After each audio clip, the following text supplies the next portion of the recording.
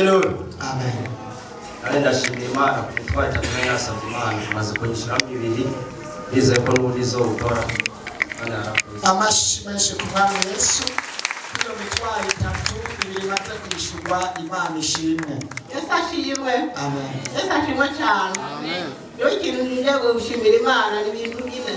Ni byinshi by'Imana yakoreye ariko hariho bine bikomeye cyane muri no kwirengagiza. Kandi nibyo mwibanga ry'iwanje n'Imana si ngombwa ngo nde kubivuga ariko nje gushimira Imana irabizi nayo ndabizi. Ibintu bibiri iramaze kubishitsa ariko kimwe ntiragishitsa muze mufashe gusenga Imana kugira ngo igishitsa niyagishitsa naco niyo nzobaruka gushima Imana kandi nzoca ndakibabwira kugira ngo mumenye ko mwasengeye. Ikindi naco kigira kane maze imisi ndi muhira waje wae wanje yagera kure cyane ariko Imana yamukirije ubunini zibari hano ibyo nzajya gushimira Imana muyimpera amashi mukomera amashi. Hallelujah. Amen. Magaze ndashima Imana nari mfite igitero narajyama mu ijoro nkavyuka sanga kuguru nakomeretse ariko kuva mwarimu wari byasengeye ubu byaraheze ndashima Imana. Amashimishe. Ndishima Imana nahuye n'ibigaragazo byinshi mfise imani y'umwana nahuye n'ibitero byinshi ariko Imana yarangwaniriye ndamuronka amahoro. Imana nihabwe icubahiro. Amen. Imana yakoze cyane.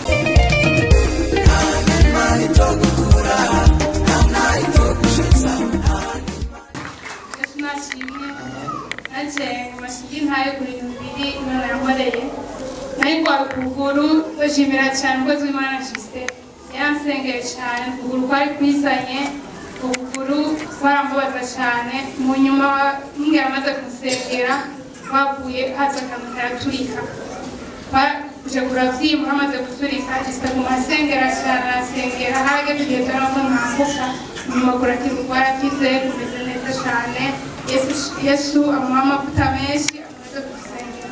Kigira kabiri naco icya kabiri ndashimira Imana yangarukanye ibintu byanje abantu bari banyivye mungere naraje ndabimubwira asharambwira ati wizeye Imana ko bigaruka byaragarutse byose ubu ndabifise kandi byamaze no gushika ruguru Igitega wari yatwite yarushikanye Igitega bashobora bati wabwira ngo ukoresha imiti ngira miti nkoresha nasenze Imana yamwungere mungere ngo mungere nawe ni Pastor Joseph Nduwimana ato mungere uzomutwere nzombereka muri ahubwo babwire batse kuturaba nibanyaruke none baze kuraba Imana yacu.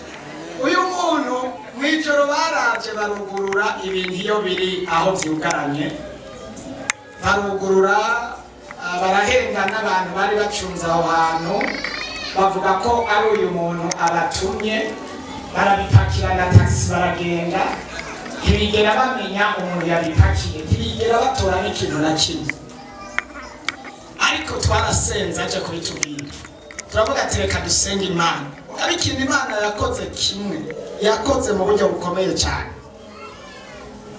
Mu nyuma tumaze gusenga barashoboye kumenya plaque z'imodoka yabitwaye mugo ntibari baza yiba aho urazi rimwe na rimwe hari n'igihe abasubiyeho biba bahindura n'amaplaque bagakora ibintu bagakoresha n'izitagikora ariko Imana yo mu ijuru yarabitunganije imodoka iratindira fatwa hanyuma iyo modoka barabikurikirana gushika aho biboneka urumva biza bigeze Igitego mwumva Imana itahari.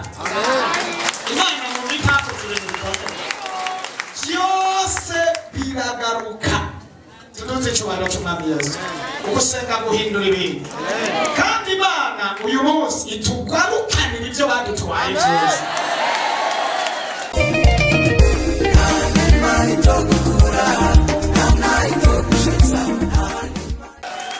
Hallelujah. Amen. Ante gushimira Imana ku bintu yankoreye. Je muri iyi minsi nakwaye ingamba zikomeye. Jewe ariko imuhembe muzishaka kunyirukanisha mu kazi. Jewe mu kazi kane sinigeze baho ntunganiwe naguma numva umutima ntameze neza kugeza aho nshaka no gutaha kubera imuhembe kuzikozera mu kazi. Naje ngabaransengera Imana irantabara. Imana rero ikintu yankoreye yankuye kugasuzugura imbere y'abantu kandi nari mu gasho mfunzwe n'Imana yantabariye n'Imana imumpera amashi amashi ku mwami Yesu yagutabaye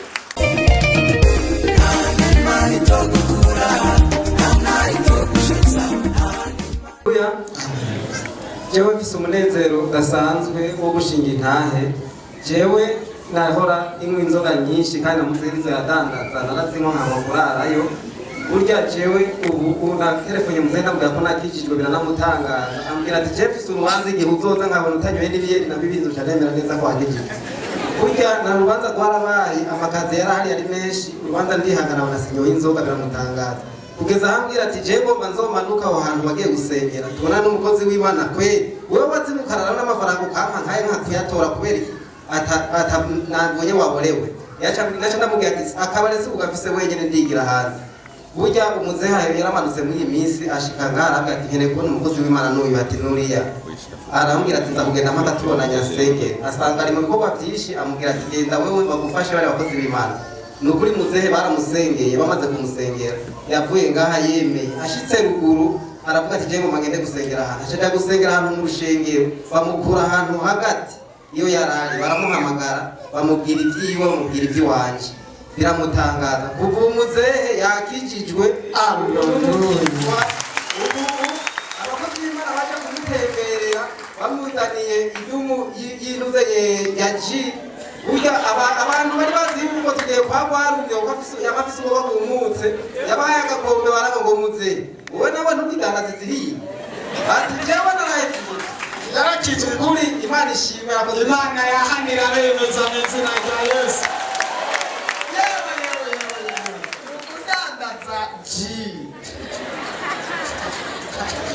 nafashije Yesu ashimwe amen anje ndashima Imana ngomba gushima Imana mw'iri joro nahuye n'igitero ku mwana wanje nari ndashima Imana mu masaha 5 umwana yari yamaze kumera nk'upfuye navuga ati sinza guhamagara mwongere mbanje gusenga ubwanje turafashanya n'umutware wanje turasenga nari ndashima Imana ko umwana wanje ari muzima ndashima kandi Imana kuko nanje ndi mu bazuwe hano hantu novuga ko ndi disita mushasha kuko ubundi yari yaragiye nyuma y'iminsi 3 narashoboye gupfa ndava mw'isi ariko ndashima umwungere wacu ko yahabaye kandi n'Imana imbabare kuba naratevye amakaye ndashimira Justin hamwe na Reveriye hamwe na Regina bari mu bantu bari batumye numva mega sinota gushinga Intahe kuko kumana ariko kubera satana kuma ndenga imitego amuzatireka mpe kugenda gushima ikiri mu mutima nzobishitsa no hanyuma Imana imeharizagira kandi Imana ikumeze amashimeshi ku mwami Yesu.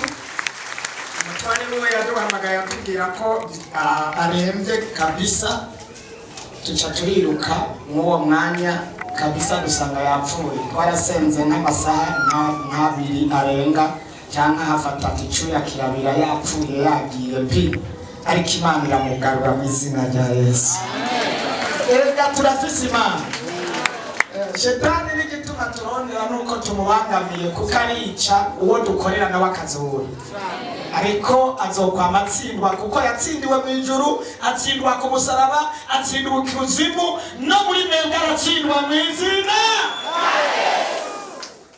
Yesu ashimwe jewe harageze aho iyo minsi iheze igikorane nategura manimisi ngwaye kuko abadayimoni barafise aho baye ntibyoroshe uko kera kare mu bihe byanjye nari umuntu nkazi abantu b'ababanyi barifuza kubona ahantu yinjira bamwe baraje bavuga ati kumbe hajya ahantu hari Imana ikaze cyane warimwe abazimu bakwiye cyane n'ubu satani aguma ahagaze ijwi rirashobora kugenda nkabura ingufu nkazana urute rwinshi simbira amazi abona abadayimoni barapfa numva nta kintu na kimwe ushobora gufungura mugabo Imana yarakoze bino bise abakozi b'Imana bakaba bamurikirana gira mu kanya gusaha Imana n'ubu numva ndayishimira amazi ngafungura ukomera amashi umwami wacu uzobazane bose baze kubona Imana yo muri repentance ukomera amashi umwami Yesu.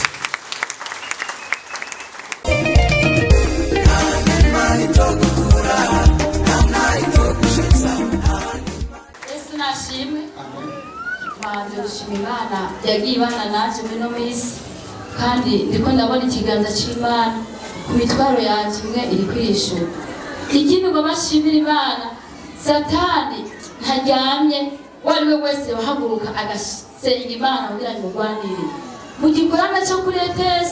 Satani yagifuye cyane ariko nabonye ntambara kukibamwo ku munsi wa gatanu mvuye mu gikorana ntashe muhira ndihindura yo kuraba ivyo abana barimo pickup yani nkubise kwezi neza ndiko ngena mwibarabara mbona bitanyegere ikiza guca hondi nabuze yes ikirandengana abari berandetse madamu rahazi warupfuye bose barantangariye ndacugumira ndagira ubwoba ariko Yesu yaranesheje yarangwaniye intambara kubw'ibyo nje gushima Imana nataje gusenoye ariko ukomera amashi umwami wacu Yesu yarakoze.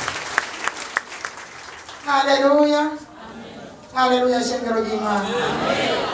Mungera duhaye umwanya muto ariko reka nshimira cyane uzoza tuguha umwanya ukwiye. Reka byari tariki 3 z'ukwezi kw'indwi niho nahura n'isanganya nahuriweko n'imodoka ariko Imana yarakinze umutwe ntiwagwa hasi mugabo naraguye hasi kandi ndababara cyane ndapfa mu bisanzwe kubona mpagaze aha abantu bambonye nibo babishingira Intahe.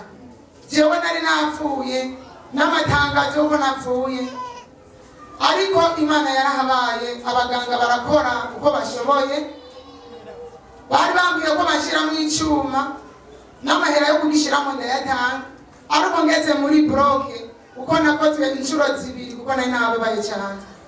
Ubu rero icyo cyuma ntacyo bashizemo bakoresheje ubuhinga bwabo hanyuma amagufa araterana cyukuri n'Imana yahabaye sivize icyo noyiha jewe nayisezeranye ko nzoyikorera ubugingo bwanje bwose. Imana niyaheze. Amen. Cyo kirakomeye cyane. Yesu nashimwe mpagaze hano nshima Imana ko yanyongeye iminsi yo kubaho. Mpagaze hano imbere y'ishengero ndiko nshimira Imana yo mu ijuru yanyongeye iminsi yo kubaho kuko nanje ndi mu bantu bari bapfuye Imana inzura ndi muzima. Yesu nashimwe. Ndashimira umwungere wacu atwitaho ijoro n'umutaga nkongera nkashimira abasenzi ba hano ndibuka harabaye ambuteyaje mwidasanzwe ku bugingo bwanje. Pasiteri bamwe yabagaruriye mu mabisi baraza bashikaho ndi sinigeze menya abantu bashikiriye ariko ubu ndashima Imana ko nkiri muzima ko nkihagaze hano mumfashe mukomere Imana maso. Inshuro 2 uyu yapfuye umwanya umwe twaravuganye hanyuma turiko turavugana biracika numva atakivuga kumbe yamaze gupfa yabaye wapfuye ntashobora no gufata telefone ntamagara abantu ati nimwirukane ajya aha naho mubona umenga bamwe batamenya ibihari ariko hari abantu turiko turakora cyane Imana niyibizi hamwe n'abasenzi ba hano bariko barakora ibikorwa biteye ubwoba kandi bikomeye cyane barirukanga turafasha mu buryo butandukanye twariha amatike bakariha amabajaja tukakonsoma turiko turasova abantu bafise ingorane zitandukanye. Imana niyagushoboza ikaguhezagira uzoze ugira ikintu ukora ku basenzi kuko bariko baratabara kandi dukoresha amanite menshi uwo twariko turavugana mu kanya biracitse mpamagara abantu atiruka bagezeyo basanga ntakivuga na telefone ifise uwundi nawe byamucanze nta bwenge ntaki yamaze gupfa umwanya wabaye munini cyane kugira bagusengere aragaruka ivyo birahera.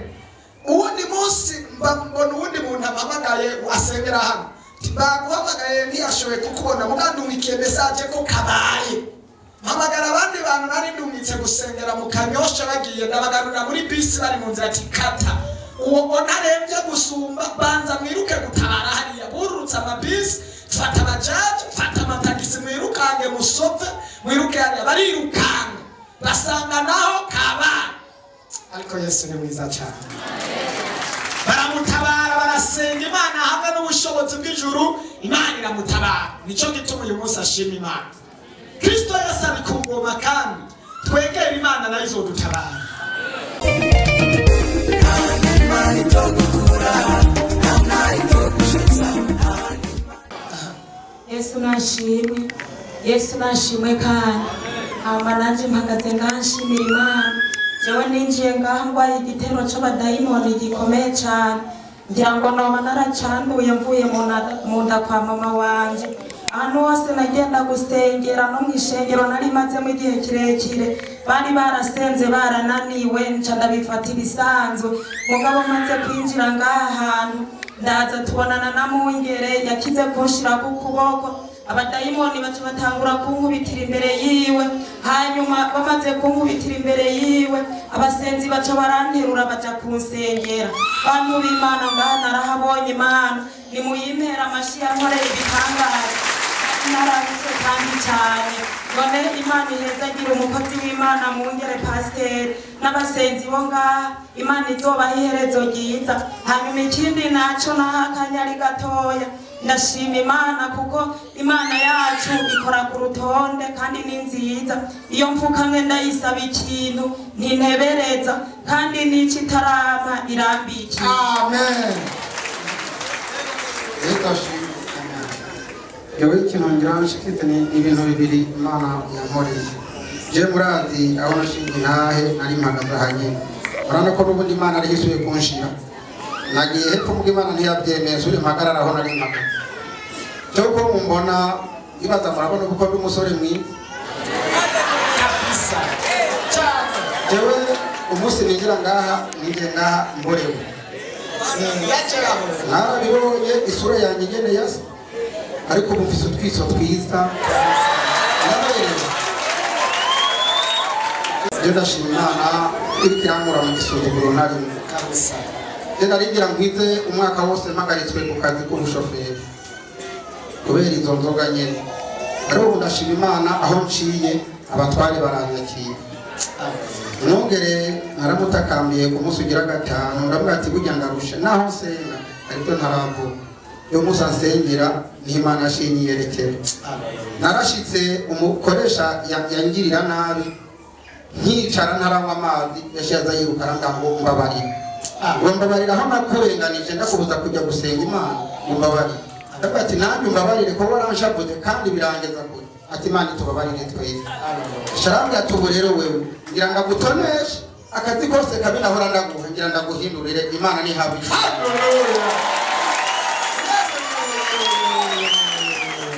Imana ari fantastic ku kazi. Haleluya. Ninashimira Imana cyane. Itariki na gatandatu kwa Mungu naje gusenga, ndataha ndashikana ryama ndaruhuka. Yamara akazi ka misi yose ngaho muri disi muri ngaho mu Ngagara. Iyo kazi isaa 5 z'ijoro nibona camura nisanganya cabiranturira, binturiye isaa 6 canda kwa muganga barashika bantera urushinge. Ndashimira Imana bwa mbere kuba mbona ndi muzima, ndamaze ndi ngaha nyabwongera mbwira hetse ngaha ndakujibwi ndi ngaha. None ndashimira Imana cyane kuba ndi muzima. Amen. Ntabwo narizi ko ngera ikintu nk'isa. Haleluya. Buri gihe imisi yose je nta mwaka wejana ntahiye. Ntuzosubira gusha mu izina rya Yesu. Guma ngaha ndagusengera, nirukana mu bazimu baguturire mu izina rya Yesu Kristo w'Umunyazareti. Ndafata mpiri ubushobozi bw'umwijima, impemu mbi z'abamuturira, abadayimoni bakoresha umuriro. Wera umwanya ndabirukanye, ubutagisubira kugaruka. Ndabasambura, ndabasangangura, ndabatatanya, ndabatesha agaciro mu izina cyane. Abadayimoni muhunge mu izina cyane. Uramurekura mu izina, ubutagisubira kumwegera mu izina. Abaye ko kirazira kuna maraso ya Yesu mu izina. Ntuzosubira gusha.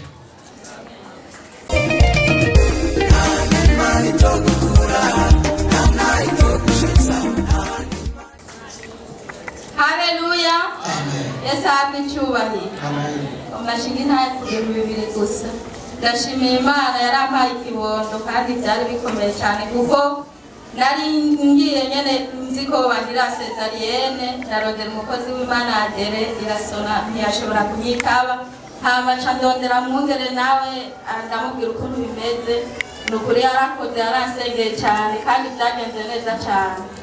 Hanyuma ikindi nacyo nshima Imana, ndashimira Imana yarankirije ikibondo mw'iyi minsi bari bagihaye ishano, hanyuma abakozi b'Imana baramusengera by'ukuri yarakize. Imana ntihabwe icyubahiro. Amen. Amashi menshi ku mwami Yesu. Tunashimwe cyane. Mama je aho data na mama bataye Imana yarahabaye. Nukuri jewe umwana wa mbere twise namubyaye kuri operation. Nukuri ntibyari byoroshye byari bikomeye. Mama amaze kubyara kuri operation barambwira ati umwana agira kabiri kwibaruka neza. Ugira kabiri nibaruka neza. Mugabo iyo operation bandiriye uko nafungura inda yarakima. Kandi hari haciye igihe kinini. Hama hamwe n'ico n'ukuri nari mfite ukuguru nakugwaye nkiri inkumi, akantu gatonyene kaje bifata nyene nk'ibintu bisanzwe muhira, ariko ndagwara maze kugwara muganga nigeze mfata banzaniye ibumba iryo nashira maze gukira nama nibaza ngo byaraheze, ariko ukugura inkoko ikibyimba yonyene, imaze kubyimba yonyene sinasenga no kuri ico gihe ndayifata minenegwe. Ariko maze gushika ngaha umukozi w'Imana ariko aravuga ku radiyo itaha 8 z'ijoro niho natora telefone ndumviriza, maze kumviriza bati jaha hantu nzohabaza ndahashitse. Maze gushika ngaha no kwirabona ukuboko kw'Imana narakize ukuguru ndashima. Kandi ikindi nacyo mu muryango je nari umuntu uyu umwe umuryango wari warahanaguye, ariko kubwo umukozi w'Imana Pastor Joseph mugiye kubona igitangaza, mugiye kuba telefone z'umugisha naremewe mu muryango. Iyo nishimye ku Mana. Mukomera amashi umwami wacu Yesu Kristo. Muri Yesu biremera akwemeza abandi baraguhevye bakaguhindukirira. Uku kwezi kw'icumi ndatangaza abadayimoni bateguye ibikomeye, ariko biyenze Yesu yateguye ibikomeye ku buzima bwawe. Uku kwezi ni ukwezi tugiye kubamo intsinzi, ukwezi ko gutaraba, ukwezi kw'icumi. Ibyumba batera haleluya. Ukwezi kw'icumi ugiye kubona message yawe.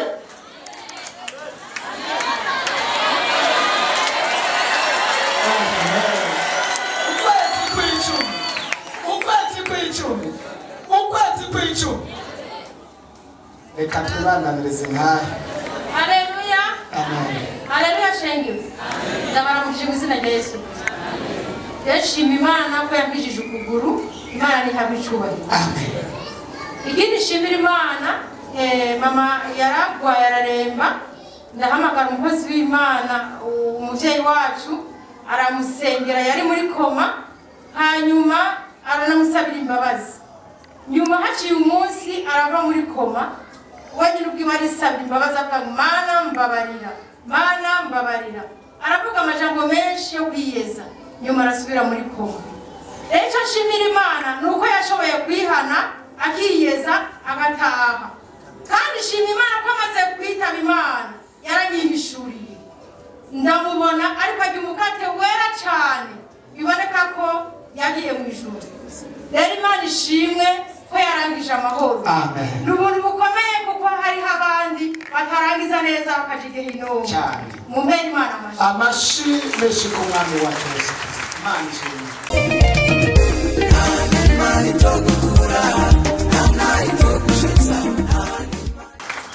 Yesu ashimwe.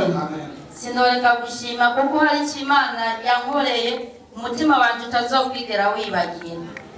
Jewe naramaze indwi yose nicaye ataco ndiko ndakora. Aho nakorera nabonye message mu ijoro ngo ejo ntuzoje kurangura ngo turahakeneye. Ndavuga none ko nabwiye abakiriya ko zinuka kurangura byomera gute ngo nuko nyene nacuhindura. Mugana ndahabaye atari neza cyane. Urumva aho ntangiye nshitse yarashapura cyane ngo kwashitse usubira kudandaza ngo ngafise ibifite. Muganga kumabwiye imati Mana niba ubona ahantu ho kumanika itsitazi urandonderera ahandi. Nukuyica ndagishima Imana kuko yarahandondereye. Iyo ndu yose iheze ndaronka ahandi.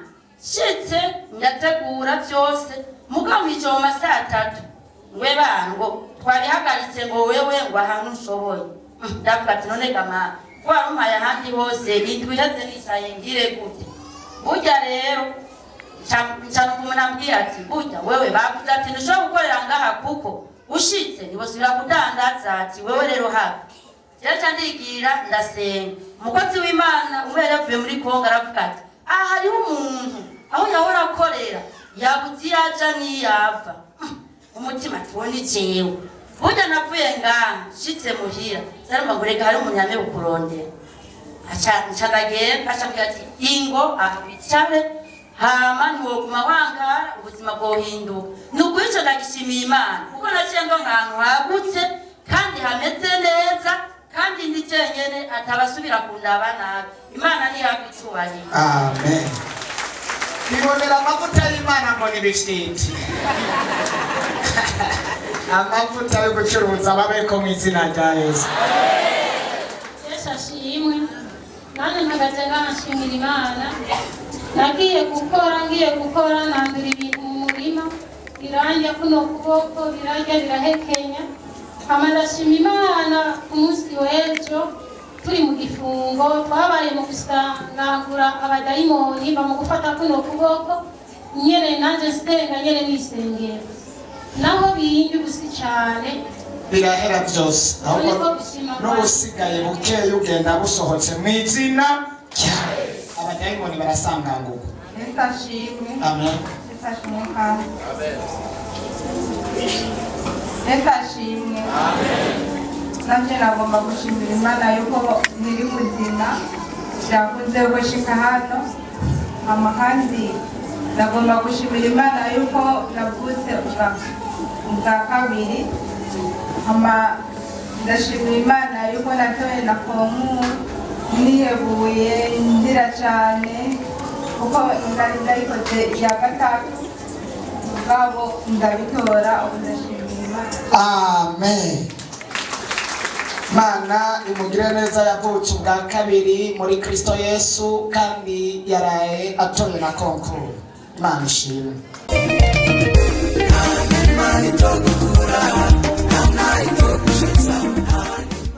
Yesu ashimwe.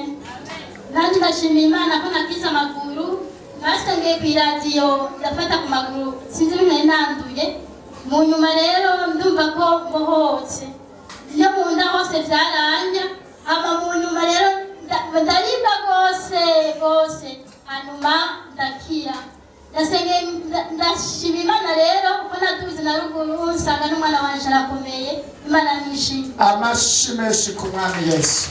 Imana nishimye. Amen. Jewe umwana yaramaze igihe kinini agwaye sinamenye ndavuga ati reka ndamujane mwongere amukore ko basi hama ndamujane kumupimisha ngiye kubera umwana yarajumira ukuguru kumwe n'ukuboko agacagwa hasi ariko ubwo nyene abakozi b'Imana bose bamukoze Imana ibahezagire kuri twari tumva turushe ariko naramujane kw'irabiro baramupima ubu nasanze akomeye Imana. Amashi meshi ku mwami wacu Yesu Kristo. Yesu ashimwe. Amen. Nanje mpagurutse ngomba gushimira Imana ko natoye ku nkuru kuko nari nakwihebuye nta nzira nabona n'imwe ariko Imana yarabikoze ku nkuru ndayitora kubera nari mfise n'ingorane kandi n'ubu ndayifise ndiko ndiga nta kintu gishobora kugenda mu mutwe ariko ndashimira Imana cyane kubona naratoye ku nkuru maze kuyitora benshi byarabatangaje cyane nk'abigisha ntibashoboye gutahura ko ari byo natoye ku nkuru bose byarabayobeye. N'isengesho rya hano n'abakozi b'Imana ba hano nyene bansengeye ngomba gukora ku nkuru navuze ati reka ngende hajya kuko ndizera neza ko hari Imana ikora kandi ivuga bikaba cyane abakozi b'Imana bariko ku nkuru zoyitora ibyo ndabishimira Imana cyane. Ni byiza ko Imana iguma ikora ibintu bitangaza abantu noneho rero ubu ibintu ugiye kwiga bigiye kugumayo mu izina rya Yesu. Uhereye isaha abadayimoni bahora bamutwara ibyo yiga ndabirukanye reka uyu mwanya ibyo azokwiga byose bigume mu mutwe ashishikare gutangaza abantu kugira ngo Imana ya hano ishishikare kwiyerekana mu izina rya Yesu. Amen.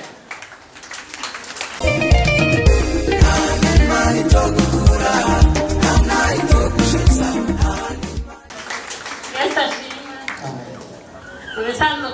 mushinga intahe no kumaramaza shetani no kumwambika ibara kuko atazishikana nagambaye kabisa Imana ihagaze magabo shinga naye jewe icambere shinga intahe uvuze se uko kwezi kw'icumi ugiye kuba uko igitangaza umutwaro najanye ku wa gatanu ku karago ngaha navuye ngasanga muhira umutwaro wica kandi yari itariki mwenyewe hama ikindi shingire ntahe yadusa kandi yashatse kuntwara akayombekera yajanye umuturagaro rimwe na rimwe ndabona ko ubuzima bwanje burangiye hanyuma nico gituma natindutse kuyimaramaza ngaha jewe nari ku kazi hariya mu Gasekebuye ngiye ku kazi ndagakora gushika mu masaha 8 iyo ndiko ndamanuka ahantu ku masekariye ndiko ndatora amashesheti ashika kuri 4 numva ikintu kije rimwe na rimwe kinshumitaha amazuru kinshumisa amazuru numva ko gisenguka cyane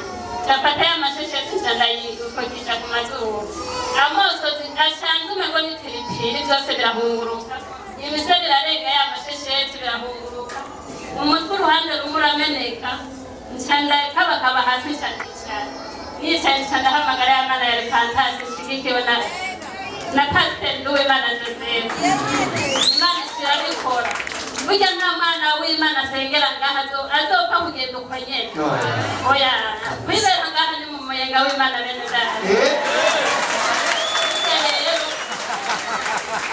ndagishingira intahe kuko nari ntabonye ko ubuzima bwanjye burangiye akamoto muzuru kari gahindutse nibyo maramazi uwo muyobe narunamye hasi nzi ko ari amaraso agira shushu kuko nari numvise akamoto gahindutse sinumvise aricyo nshandagira uku haca haza umusore muremure cyane mwinshi wamego igomba nyugurura ico ndagishimira Imana ko yarayikingitse hama ikindi shingire ntahe ndashagagura intare zo gasinoze narazofata umwanya muto ikindi shingire ntahe urabona cya gikorane cyaba PSS kirongowe nawe Pastor Nduwimana Joseph Imana ikongera amavuta kandi ikongera ubuki amen urabona waratuye uvuga ati iki gitambaro uwo muzogishira ko wese agwaye azoshakira izina rya Yesu Imana rihabwa icubahiro mutama wanje ku wa mbere uheze niho atashe ndamufungura yatashe bwije cyane ndamufungurira arambwira ati je naho mfungura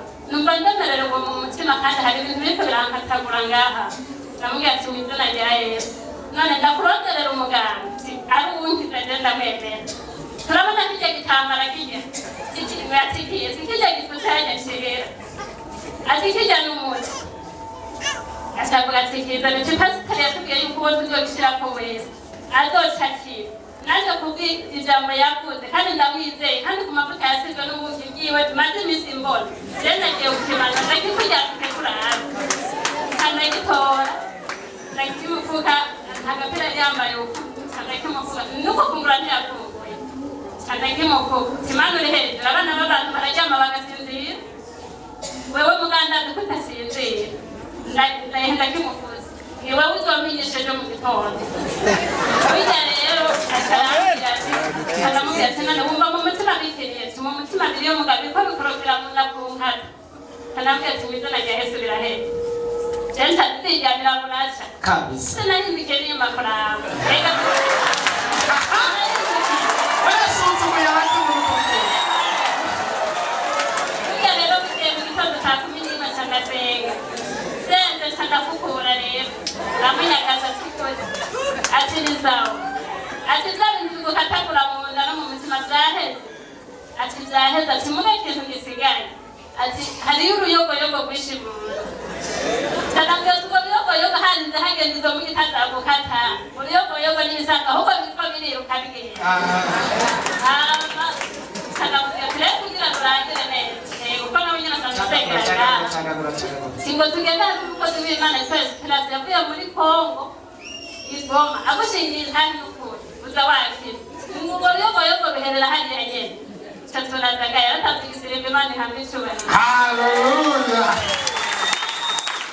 Paulo yaratwara ibitambara abantu bose yarasenga ufise igitutu ciwe gikoze ku muntu aba ibimuga byaramuguruka igitambaro kidugije gusa yaragisengera wagikoze ku bwaye n'urebye akacakira kandi Paulo kindi yakoresha ryari ijambo yizeye kandi iryo naryo niryo twizeye. Imana iguhe kwizera ijambo hanyuma ubohoke mu izina rya Yesu. Haleluya! Amen. Haleluya! Amen. Haleluya! Amen. Ndashimira Imana cyane ko dusubira guhagarara muri eglise de repentance. Jewe ndakubwira umwana muri hôpital militaire bangire césarienne hanyuma mu nyuma cyandagwara ndaremba cyane. Telefona mwongere amayitashira hehe mani muhezegere cyane yaciye telefone acambukira abakozi b'Imana Regine sinzi n'ubundi tazanagenda namubonye nga Yesu abahezagere cyane gose baciye basengera bukeye asubira birampa nyene ndumva ko mfuye ndasubira mu telefone abasubira baragaruka. None rero ndashimira Imana cyane yanyongeye iminsi yo kuba uko nari nzi ko ntazosubira kuba kuri iyi si. Yesu yankoreye ibikomeye cyane ukuvuga abantu kwa muganga aho n'abanyamye sinavaho abaho nyene kuva mu gatondo gushaka umugoroba kwa muganga baca bambika ntarakira byanse imiti yose banteye byanse yongera bati ntaha rero aho uzokirira muhira nta bonzi namaze iminsi batantera imiti ndataha fise muhira bandanya ndemba reka abakozi b'Imana mwarimu Claude Yesu amuhezagire cyane yawomena ikiraka yamubwira mu gatondo umugoroba. Yesu amuhezagire cyane ndashimira Imana yangire neza ikantabara. Amashimeshe ku mwami Yesu. N'uyu muntu mu bantu bavuye mu rupfu nawe arimo turavye ukuntu baduhamagaye yari n'ingene twashishikaye kumusengera yari yapfuye. Aha yagerageje kurezima ntiyabivuze byose kuko biteye ubwoba na jewe sinobivugira hano ariko Imana yarakoze.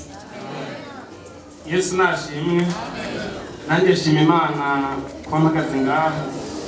Jewe nagiye ngaha ndemerewe cyane nari mfise impwemu mbi y'inyazi nararondera nta kintu nigera ndonka ndumva kw'iradiyo ndaza ngaha nari nzi ko uwo munsi bagenda bansengeye ariko umukozi w'Imana arambwira ati wewe genda ibyawe birugaye aho uzogaruke wige inyigisho. Hari inyigisho turiko turigisha naraje ngaha ndaziga ndaziheza hama shima Imana ko naciye mbatizwa amazi menshi muri uko gatandatu mbatizwa amazi menshi ibintu byaciye bihinduka.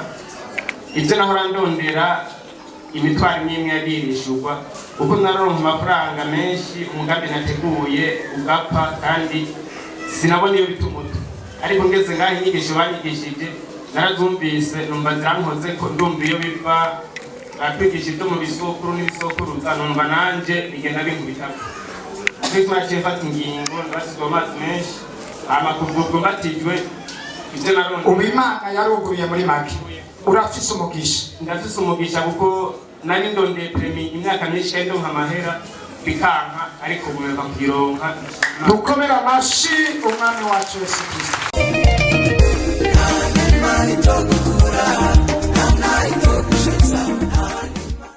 Haleluya. Amen. Haleluya shekera k'Imana. Amen. Mpagaze ngaha nshimira Imana kugende yakijije umutange wanjye muhoraza ngaha acumbagira yarwaye yaje gusengera ngaha bampamagara yuko yagiye muri koma ndamusanga muri hôpital militaire adashobora kuvuga. Baramusengeye barabona yuko bikwiye kwaja kwa muganga ashitseyo turabona neza ko yapfuye twihebuye twarize twasubiye. Haba umukobwa ntunze muhira w'inshuti acaraza mbwira iyo turi kuririra twabise twese n'abaganga bari basohotse bavuze ko kabaye baza bamushize ku kantu kw'ibintu bati nimurindire twese twasohotse. Aca mbwira ati mama Shadoro nta kagatambara basengera mu gikorane uba yitwaje mu ishakoshi. Hego ndagafise none we ntibakubwiye yuko bazokurambika ku bagwaye bagakira. Aca arirukanga tugenda tukamurambikako haciye iminota ibiri yaciye ahembuka. Ahembutse haciye akanya ijambo umuganga yamubajije ati yitwa nde wewe?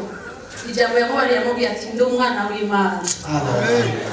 Araguma amubaza ibibazo acamubwira ati kimwe gusa nimube hamwe musengere hamwe hari n'ijambo yasabe kuvuga cyane cyakanya yaciye kumubandanya ati nimwe musenga muri hamwe ndashima Imana rero yuko yamurokoye ikamwongera iminsi ndashimira Imana abantu bamubaye ngahe hafi naciye numva nezerewe cyane kuko uwo yamwitayeho yari umuntu natumiye w'umubanyi yari yicaye inyuma yiwe ndavuga nti Imana warakoze ko namutumiye kuko iyo atahaba hari naho byari kugenda ukuri yari yicaye inyuma yiwe ibyo byose ndabishimira Imana abantu bari ngaho muze muratumira abantu gusenga hari naho uwo watumiye ari wazokubera ikimazi cyangwa azogutambutsa Imana nibaheza amen. Igira kabiri twaraye tuvuye mu bitaro muhiri wacu harabaye icyago turaterwa n'umuriro uraturira mu bikoni ibibandahori ibintu byose birasha hasigaye inzu gusa nkuru ariko icyo nshimira Imana ni uko ababanyi batubaye hafi hari naho Imana yashatse kudukura muri nyakatsi dushire mu mabati baritanze uko bikwiye n'ibyo ndabishimira Imana n'impere bicura amen. Amashiko marizi Nishimye. Haleluya. Amen. Nashimye Imana ko bonye munezero Alice. Imana yamugiriye neza kuba yavuye aho yarari mu bitaro akaba ari muzima. Imana nishimye. amen. Dukomere amashyi marizi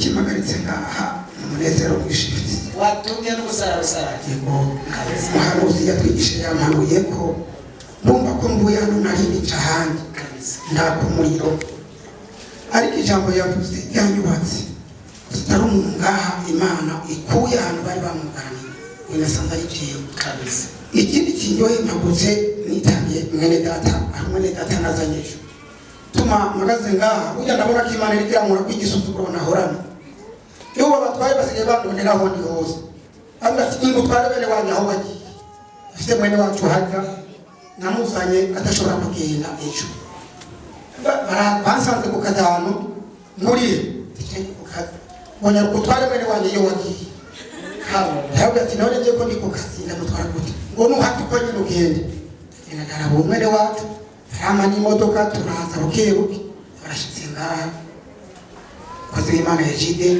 turabonana ko naje namutelefone aramusengera ati nawe kumwungere nagomba nawe tubonane ibiremeze ko ati ko namusengeye n'ugende yagira ukwizera araki kujya dutaje abona uko yaje atari ko yasubiye tugiye nabwo atari kuze kumbabarira ntuze kumwa gatanu na zira wangu Imana iraza kuzira gukiza bukebuke nshitse ku kazi abandi baraza gushaka aha musengera ni sawa uwo muntu wajyana ngo yagarutse agacumba atirindira nabo n'umwijoro muraza kubibona mu gatondo ntabwo sindaca kumuraba ati ko mwijoro ni wowe inzoga ramba ati nukuri nawe yakagita Imana hafi cyubaye ati ahubwo rero dusubire aha turaza kuki none rero nagomba nshima Imana cyane ko ndasenga Imana yankoreye ibitangaza kandi ntiyabikoreye ari iwanjye abo tuvukana hari umumama ari mu Ngagara twabanye kera sinzi ko yagomba kunsezera dimanche yerutse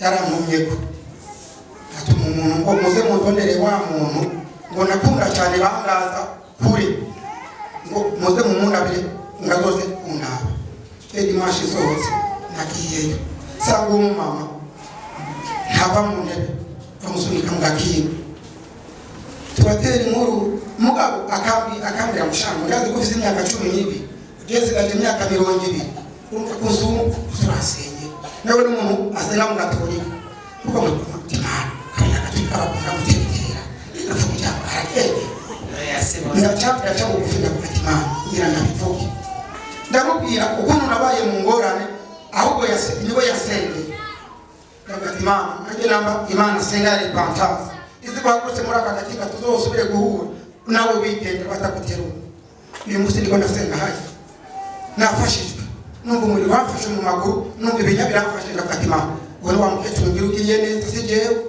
yafatwa biranga ko mpagarara cyane cyagufi apfuka manda bazima mutima urabakije ngiye tinujya wazanye imbere ya arakiza ndabona uyu mwene data arahagurutse ndamwanje arambira mbena yamoni nayo ndora ngo ndagiye hajya none nagomba nshimira Imana ndayikomera amashi shimira Imana na umuntu atajya kwizera nawe nyine agashimira nawe gusa Yanse kwigumiza nawe nahaguruka yahagurutse nahaguruke turabe haguruka wawe ndatahaguruka no kuri kose ntavuga turabe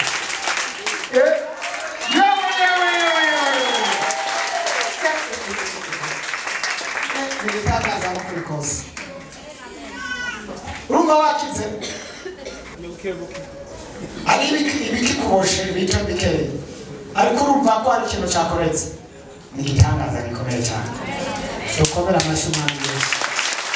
Haleluya. Haleluya shengere k'Imana.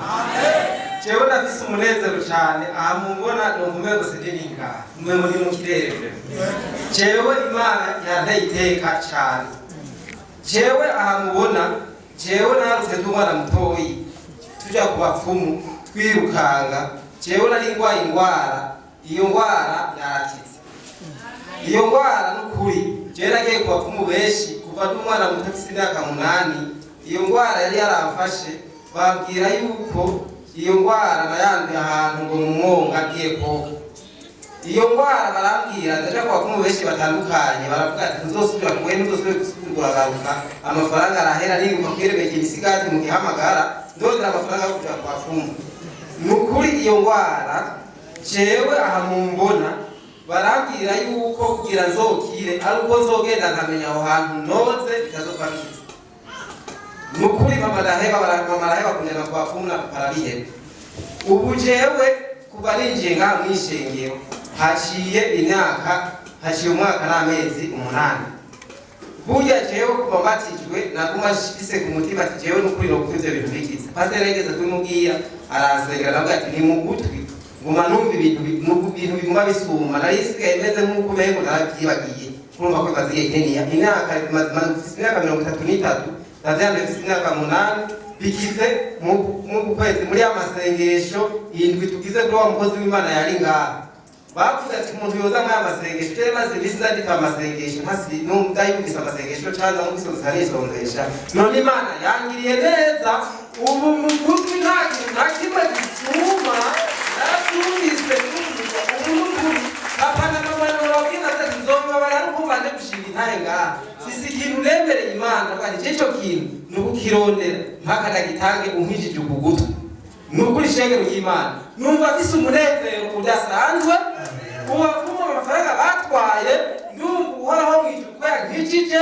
ndumva ko afise amahoro amatwi nukuri amen amashi kumana wacu ndutangaza bikomeye cyane. Haleluya. Amen. Haleluya. Amen. Yesu ashimwe cyane. Amen. Ndanezerewe cyane ko ndiba batekerezanya batubwira ngo umubyeyi wanjye ngo yapfuye baratutangariza neza kuri telefone ngo kabaye ngo naho ngo mwigira abakiza ngo turaza kuraba ibyo mwamwigira ayo masengero mwagiyemo ngo turabe ngo icyo mukora. Mama nanjye ndababwira ati Imana mpamagara mama ntaza gupfa atakiri umwami Yesu neza ati ntibishoboka nanjye ngira nje ku mavi senga Imana yanjye ati Imana twakorera n'ivyo dutetereza. Mama yari umuntu ntiyafungura utwo kurya twinshi ariko iyo ngwara yamuteje kutavuga n'umwana wiwe amuyoberwa n'ivyo kurya akagira ivyo kurya byinshi kandi mama atavyo kurya yahora akunda. Iyo ngwara iravuga turajana kwa muganga ku badogiteri birananirana abo badogiteri baravuga ati nimujyana ahandi twegerana ubu rero agomba ko azobwira yakize hamwe azoshika hariya ruguru bakavuga ati vy'ukuri hari Imana ibohora kuko mama ubunya ntashobora kutambuka kugera mu ngata umuntu amufasha. Yesu ahabwa icyubahiro. Amen. Dukomere amashi umwami wacu Yesu. Imana irahari kandi irakora. Tugomba dusenge dukubita abazimu. Nyakubita abazimu ndahamagara Imana ya repentance ndi mu mavuta Nduwimana Joseph. Yesu nashimwe. Nari kwa ukuguru kwaje kwijana uko nyene kurabyimba wewe ni wawe wako mindoro nukuri kosa sinashobora kwitambukana je nyene yari nduru udashobora kumuhoza kubono nusidavyemera nyereka cya gikomere. Mwami Yesu niwe kweli.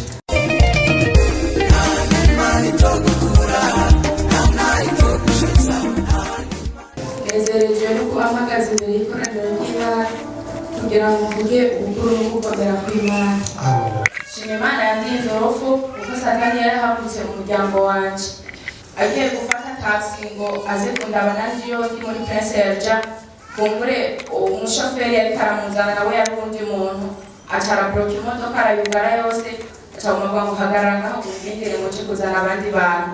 Abo bantu abona yinjiye mu mpangu kundi umuntu agiye kubahamagara ntiyamenye kumbure ngo bimeze ubu ariko yumva umutima utera kumburyo nawe asanzwe amenyereye ibyo by'imodoka carayiborokora acasohoka yiruka ariko arashika ngaha agira akate ahura agira akazi nyine mu mwaka wa Prince Elja acahura n'imodoka naco ifunga ifiri nyene imbere yiwe aho kwibaza no kwiyumvira sinzi nyene umutima ugarutse urambwira ngo niryaja mu mukozi w'Imana yagera kuvuga mu ijoro rya bonani yuko Imana iturinze urupfu mu muryango muri uyu mwaka wose. Imana ntihabwe icubahiro. Amen. Irakora ibyajambo rirema nyene irarema. Nimutse mwumva amajambo umukozi w'Imana babwiye ngo yacakire hanyuma ngo yagendere muze mwibutse uhora ati hari ico wavuze. Yesu ashimwe. Rero nanje mpagaze ngaho imbere yanyu mvuga ibyo Yesu yabwiriye.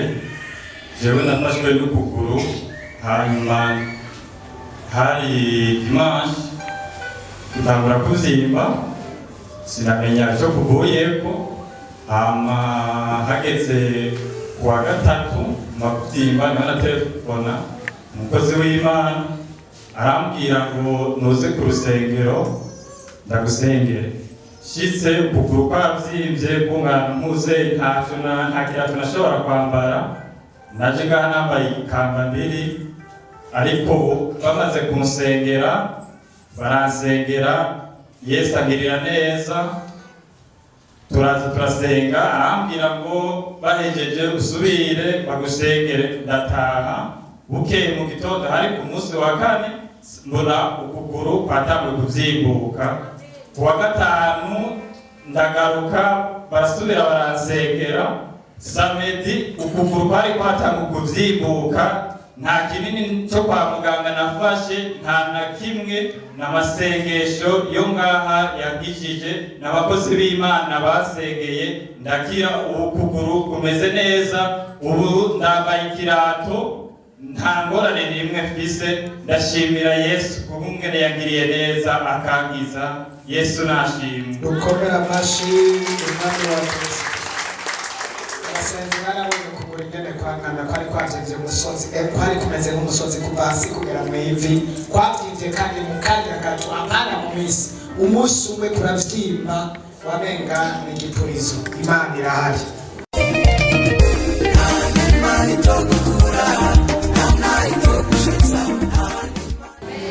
Yesu nashimwe cyane. Amen. Shaka basamoya Imana moyo imbere amashi cyane. Kera shimba abamagaze ngaha je ni mushasha irigize kabiri ariko mugabo yamaze kubona ukuboko kw'Imana. Kuba naramenye no ngaha gusa nishimwe cyane muri hagije. Banaze utagira ubwenge kutamera n'umuntu bandoga gusara ariko Imana igumibandanya irakomeza n'ubu kandi afite ubwenge bukwiye sinigeze nsara narabonye ubwoko kw'Imana. Ariko pasiteri arasenga ku iradiyo ajya Samedi urucari dimanche saa 10 agitera gitabura saa 8 kyamana ndacumvirizo kandi muramufasha no kugira ngaha ndamenyeye ku iradiyo. Kuwa gatanu ndwi yahera yiheze hirya y'ejo naraje ndazimira gato ibisi yakoze kwibarabara kimbandanye njana kuri kotero nagati umwana niko ndagenda siho narumva yuko ahantu niko ndaharenga none ugiye cengi ahantu repantasi none ko twamaze kuharenga bona nkuca bigenda gute jewe ntashikana urukire ngaha bacabangiza ko ari ngaha ivuga toyi cyamaze mu matara ajya kuri station acambwira ati jewe ndagujabukane noguca amahera menshi jewe ubwo agenda gatoyi kwega amaguru kwegore kubera utahazi ushikira abatakisivero bagutware kandi ntibakuzimbe urumva imana ahigera n'abantu baranakurangira na aderesi neza ukamererwa neza cyafata umutakisivero tunabwira ati jewe abantu kuri Repentance kuri Repentance tariko gisenga ati burya abantu bose barahazi burya renga ndashize cyamanyana ngaha wene data nataka gufashwa n'ishika kugera n'isaha numva kumera neza imana yarampaye amahoro mu mutima wanjye kandi imana ibandanya ari uko nyene imana ibampera umugisha komera amashyi umwami wacu Yesu Kristo bazobandanya bahamenya mu izina rya Yesu abantu bose Yesu nashimwe kandi ndabara mu James mu izina rya Yesu Kristo abakunda imana mugomera muri cyo byakunda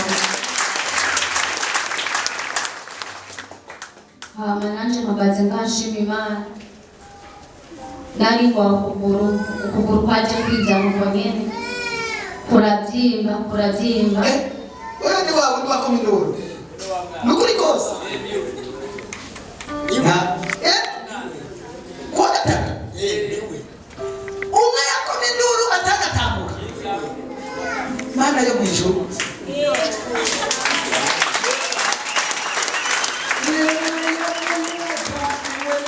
neza gatangaje sa numiwe uyu mwana uyu basi imana muyireke vuka ukuguru kwarinjanye buri munsi kwarabyimba buri munsi kila minsi mu kwicenda ukwezi kw'icenda kugeze nategerezwa kuja mu bitaro kandi bategerezwa kukubaga haleluya agomba aje kw'ishuri mu mwaka weze kwaraje twari gutangura itariki indwi itariki zitatu z'ukw'icenda nyene niho naciye mfa nasubiye kw'ishuri ngiye gukora amayegizame kandi bavuye kumbaga ubwo nyene igice cyose cyarahenze ntagiye kw'ishuri n'ubu turatanguye amashure kuwa gatandatu niho kwamfashe turi mu masengesho twaraye kw'ishengero bukeye mu gitondo mbyuka mbona kwabyinze ari kunini bimaze baransengera birahera ndagenda byuka mu gitondo kuwa mbere ndaja kw'ishuri mvuyeyo mw'ijoro kurabyimba kurambuza amahoro sinigeze sinzira kuwa kabiri sinaja kw'ishuri no mw'ijoro birashoya biranga uja kurabyimba kuzana ibintu imirongo umenga ni utuntu tw'imirango ivi ryose rirabyimba gushikaho n'ukuguru jeje nyene n'ubwenge wamenga bwagiye wamenga si jewe ariko ubu naraje ngaha baransengera sinashobora kwitambukana je nyene yari induru udashobora kumuhoza kubono nusidavyemera nyereka cya gikomere mwami Yesu niwe kweli uyu mwana uyu yarakomye induru uwo munsi nanjye ndagira ubwoba ndabura icyo mfata ndamukuye mu biro ndamusengera ndamujyanye abasenzi ngo bamusengere babandanya gusengera ndaja mu biro biranga kuburuga guhikubita hasi gutembagara ndapfuye induru byaradusize twarasenze imana hafi n'isaha yose nk'isaha irenga ndababwiza ukuri imana irahari mu bireke baramubaze kuvino mu itako kumanuka ngaho itako ryose umva hose baguma babaga guhera ino harabaze n'uruguma rusatuye ngaho kugera ino n'urumva ko yagomba ko ibyari byo kuwa gatatu byo kwari kuguca hari kuwa kabiri bitewe n'igitangaza ari bintu kivuga nshimira Imana ko dushitse kuko bariko baransengera ngaho ako kantu kaguma kabyimba ruraba runini dushitse muhira ubwo nyene nararyamye gatoya nabyutse nsanga hapasutse ndumva amahoro adasanzwe kandi uwo munsi ijoro nararyamye ndasinzira kandi bukeye twaranje ngaha ndababwira ati muri bajaje barambwira wowe urashobora kwicara je ndicara aho tugende nashitse ngaho bajaje dushikana aho nditambukira ubu ndashima Imana vrema ko nasuye mu bitaro muri uko kwicenda Imana ni hane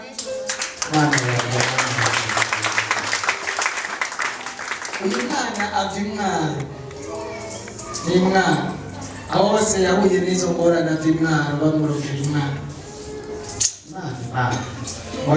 mpore Imana irahari Yesu ni Imana uzogume kuri Kristo Yesu urabona ko ubuzima bwawe iyo ataba Yesu ukuguru baba baraguciye kure umunsi wa kangahe ibintu mbonye ndasubiye gukunda Imana no kuyubaha kwayo ndasubiye kuyubaha cyane